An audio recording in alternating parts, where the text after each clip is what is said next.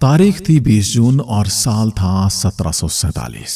एक गर्मियों की रात खुरासान के कुचन की वीरान वादियों में एक ऐसा आदमी तड़प तड़प कर मर रहा था जिसने कभी दिल्ली की सड़कों को लाशों से बांट दिया था। वह खुद को खुदा समझता था, लेकिन उसके द्वारा किया गया मासूम लोगों का कत्लेआम अब उसे सोने नहीं देता था। उसने अपने बेटे की आंखें निकलवा ली थी और अपनी आंखों की नींद गंवा दी थी। उसे अब नींद नहीं आती थी, लेकिन आखिरकार उसका अंत भी खून और धोखे से ही सना हुआ था। और इस तरह क्रूर लुटेरे का अंत बिल्कुल वैसे ही हुआ जैसे होना चाहिए था। यह कहानी है नादिर शाह की, दिल्ली के जल्लाद की, जिसकी मौत भी उतनी ही रहस्यमयी और खौफनाक थी जितना उसका कत्लेआम। नादिर शाह का ताल्लुक किसी शाही या नवाबी खानदान से नहीं था। वो एक आम चरवाहे के घर पैदा हुआ, लेकिन उसमें जो आग थी वो किसी भी राजा के खून से ज्यादा गर्म थी। उसने अपने दम पर एक सेना खड़ी की। अपनी वीरता, चतुराई और क्रूरता से मात्र 30 साल की उम्र में दुनिया की सबसे शक्तिशाली फौज का सेनापति बन गया। दिल्ली की दौलत, यहाँ के रईसों की शान शौकत और मुगलों की कमजोर हालत ने उसके भीतर एक भयानक लालच पैदा कर दिया, लूट का लालच। और फिर 1739 में नादिर शाह ने भारत पर हमला कर दिया। दिल्ली में वो ऐसा कत्लेआम मचाता है कि गली गली लाशें बिछ जाती हैं। सिर्फ लूट नहीं, उसने लोगों की इज्जत, घर, संस्कृति सब कुछ नोच लिया था। उसने दिल्ली से करीब 100 करोड़ रुपए के बराबर की दौलत लूटी उस समय के हिसाब से, जो इतिहास की सबसे बड़ी लूट मानी जाती है। लेकिन नादिर शाह सिर्फ सोना चांदी नहीं ले गया, वो अपने साथ उस दौर की सर्वश्रेष्ठ नर्तकियां, हकीम, वास्तुकार और कई कलाओं के विशेषज्ञ भी अपने साथ उठाकर ले गया। और हाँ, कोहिनूर हीरा भी उसी के हाथ लगा, जो शायद उसके पतन का कारण भी बना, जो आज ब्रिटेन की ताज की शान है। और ब्रिटेन भी पतन की ओर अग्रसर है। अब सवाल यह है, आखिर एक चरवाहे का बेटा इतना बड़ा लुटेरा और बादशाह कैसे बना? भारत पर हमला क्यों किया और उसकी अपनी मौत कैसे हुई?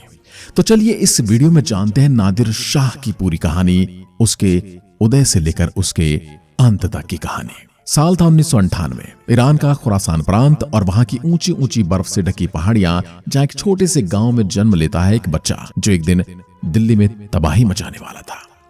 उसका नाम रखा गया नादिर कुली। न तख्त न ताज, न कोई विरासत, न कोई रुतबा। उसके पिता एक साधारण चरवाहे थे और कुछ ही सालों में उसके पिता का साया भी उसके सिर से उठ गया। लेकिन नादिर शाह को कोई फर्क नहीं पड़ा, क्योंकि उसने खुद लिखा है, तलवार की ताकत इससे नहीं आंकी जाती कि वो किस खान से निकाले गई लोहे से बनी है। यानी वो जान चुका था उसका लोहा उसकी तकदीर खुद बनेगी। बचपन में नादिर शाह ने घुड़सवारी सीखी, निशानेबाजी में खुद को माहिर किया और बहुत कम उम्र में एक शिकारी बन गया, तेज, चौकन्ना और बिल्कुल खामोश मौत की तरह। अब वो 15 साल का हुआ, तब उसने एक स्थानीय गवर्नर के यहाँ तमंची यानी एक तोपची या फिर एक बंदूकची के रूप में काम करना शुरू कर दिया। लेकिन नादिर शाह एक सिपाही नहीं था, वो एक रणनीतिकार था, एक नेता था और धीरे धीरे गवर्नर का सबसे भरोसेमंद आदमी बन गया। साल था 1714। नादिर शाह ने अपनी जिंदगी की पहली जंग लड़ी और उसके भीतर की आग उस दिन बाहर निकली। उसकी बहादुरी, उसकी सोच और उसका गुस्सा देखकर उसे ईरान के दरबार में बुलवा लिया गया। उस वक्त ईरान में सफवी वंश का शासन था। 200 साल से सल्तनत कायम थी, लेकिन अब इसके दिन अच्छे नहीं जा रहे थे। अफगानों ने हमला कर दिया था, बादशाह को घुटने टेकने पड़े। रूस और ऑटोमन साम्राज्य ने भी अपने पंजे गाड़ दिए थे। पूरा ईरान बिखर रहा था और इसी अराजकता में कलात नाम के एक उत्तरी शहर में बैठा नादिर अपनी चालें चल रहा था। साल आया 1725। नादिर ने एक बड़ा दांव चला। उसने सफवी वंश के पूर्व बादशाह के बेटे तमहास्प को समर्थन दे दिया और उसे बादशाह घोषित करवा दिया। खुद को कहा तमहास कुली खान, यानी बादशाह का गुलाम। लेकिन सच तो यह था, अब नादिर शाह ही असली ताकत थी। नादिर ने सफवी राज की राजधानी मशहद को फतह किया। कहानी कहती है, मशहद में एक मजार पर जब नादिर शाह दर्शन के लिए गया तो उसने देखा बाहर एक अंधा भिखारी 2 साल से दुआ कर रहा था। नादिर शाह ने उससे पूछा, कब से दुआ मांग रहे हो? भिखारी बोला, 2 साल से। नादिर हंसा और बोला, अगर 2 साल में दुआ कबूल नहीं हुई तो समझो तेरा ईमान कमजोर है। मैं अंदर जा रहा हूं, अगर लौट कर आया और तेरी आंखें फिर भी बंद रही तो मैं तेरा सिर काट दूंगा। वो अंदर गया और कुछ देर बाद लौटा और देखा भिखारी चिल्ला रहा है, मेरे साथ चमत्कार हो गया है, मेरी आंखें खुल गई हैं। पर हकीकत में वो भिखारी कभी अंधा था ही नहीं, वो सिर्फ नादिर के डर से झूठा चमत्कार दिखा रहा था। नादिर मुस्कुराया और बिना कुछ कहे वहां से चल निकला। लेकिन ये तो बस एक शुरुआत थी, क्योंकि अब नादिर शाह ईरान का सबसे ताकतवर योद्धा बन चुका था। आगे क्या होगा, कैसे वो सम्राट बनेगा और क्यों उसकी नजर पहुंचेगी भारत की दौलत पर। अब वापस आते हैं नादिर शाह के जीवन की ओर, जानते हैं उसके जीवन में आगे क्या हुआ। मशहद जीतने के बाद अब नादिर शाह की हैसियत पहले से काफी बढ़ चुकी थी। उसे देखकर शाह तमहास उसे खार भी खाने लगा। उसे डर सता रहा था कि कहीं अब नादिर शाह उससे गद्दारी न कर दे और उसकी गद्दी न छीन ले। चंद महीनों बाद उसने एक रोज नादिर शाह को गद्दार घोषित कर दिया। नादिर ने बादशाह को इस हरकत का भरपूर जवाब भी दिया। उसने बादशाह और उसके मंत्रियों की संपत्ति को और उन्हें कैद कर लिया। अंत में बादशाह को नादिर शाह से समझौता करना पड़ा। इस घटना के बाद यह बिल्कुल साफ हो गया कि असली ताकत ईरान में नादिर शाह के पास है और वो बादशाह से भी ज्यादा ताकतवर है। नादिर शाह ने सत्ता पर कंट्रोल स्थापित करने के बाद सत्ता को बढ़ाने का फैसला किया। उसने पहले अफगानों से जंग की और पूरी तरह ईरान पर कब्जा कर लिया। इसके बाद उसने ऑटोमन फौज के साथ जंग लड़ी, जिसने ईरान की पश्चिमी सीमा पर कब्जा किया था। 18वीं सदी में नादिर शाह की फौज दुनिया की सबसे ताकतवर फौज हुआ करती थी।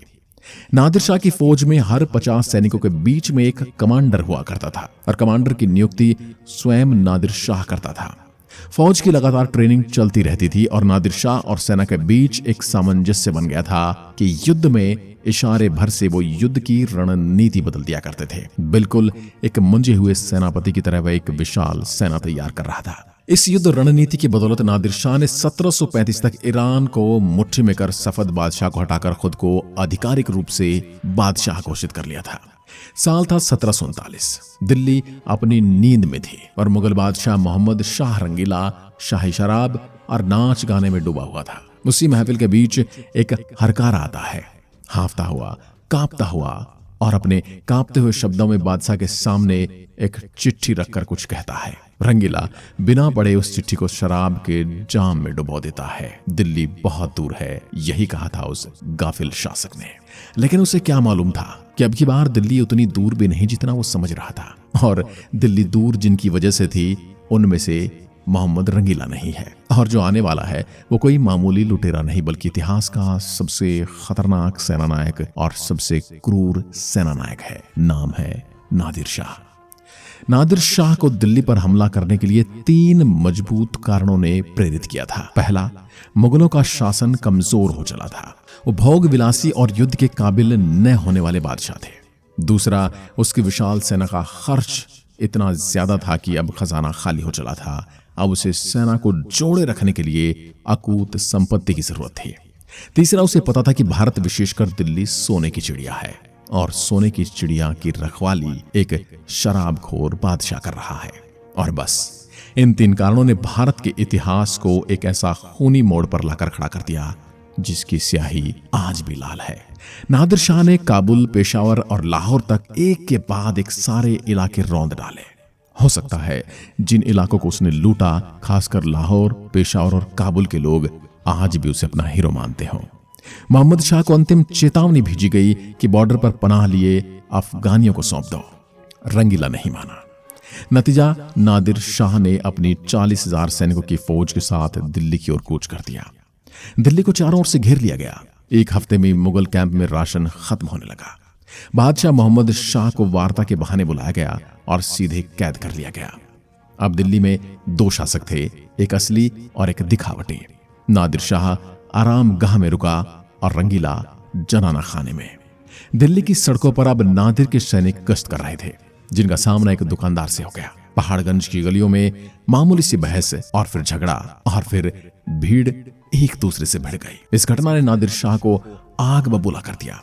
उसे पता चला कि इस मुठभेड़ में उसके 900 सैनिक मारे गए हैं। तो बस इतिहास का सबसे भयावह आदेश निकलता है, कत्लेआम शुरू करो। ये कत्लेआम किसी भी मजहब को देखकर नहीं किया जा रहा था। यहाँ पर सिर्फ दिल्ली या फिर भारत के रहने वाले लोगों का कत्लेआम किया जा रहा था। सुबह से शाम तक गलियों में सिर्फ एक ही रंग था और वो रंग था क्रूरता का, वो रंग था नरसंसता का, वो रंग था खून का। करीब 30,000 निर्दोष लोग काट डाले गए। दिल्ली की गलियां लाशों से पाट दी गई।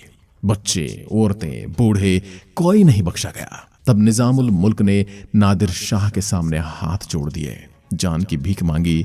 नादिर बोला, ठीक है, अगर मेरी कीमत चुका सको। मांग रखी गई 100 करोड़ रुपए। दिल्ली के अमीरों के घर टूटे, खजाने लूटे, महलों की छतें खोली गई, हर कोना जैसे नादिर की लूट के सामने नंगा था। सिर्फ दौलत ही नहीं, नादिर शाह तख्ते ताउस को भी उखाड़ कर ले गया और साथ ले गया कोहिनूर, भारत की आंखों का तारा, जो अब लंदन के ताज में है। इतिहास की सबसे बड़ी लूट और सबसे बड़ा अपमान। दिल्ली लूटने के बाद नादिर शाह शांत मन से ईरान लौट गया। उसके नाम के चर्चे अब पूरे यूरोप तक गूंजने लगे थे। ब्रिटिश ईस्ट इंडिया कंपनी ने उसकी कार्रवाई पर विशेष रिपोर्ट बनाई और एक नई किंवदंती जन्मी। लेकिन यह प्रसिद्धि उसके पतन की कारण भी बन गई। जैसे वह ईरान लौटा, उसे पता चला कि उसके बेटे रज़ाक अली ने पूर्व शाह तहमास को मरवा दिया है। बेटे ने खुद को शहंशाह घोषित कर दिया है। बीमार और कमजोर पड़े नादिर को जब ये खबर मिली कि उसका बेटा उसी की हत्या की योजना बना रहा है, तो उसका दिमाग खराब हो गया। तो बाप का खून खौल उठा। उसने बेटे की दोनों आंखें निकलवा ली। इस घटना ने नादिर को भीतर से तोड़ दिया। उसका मानसिक संतुलन बिगड़ गया, डगमगाने लगा।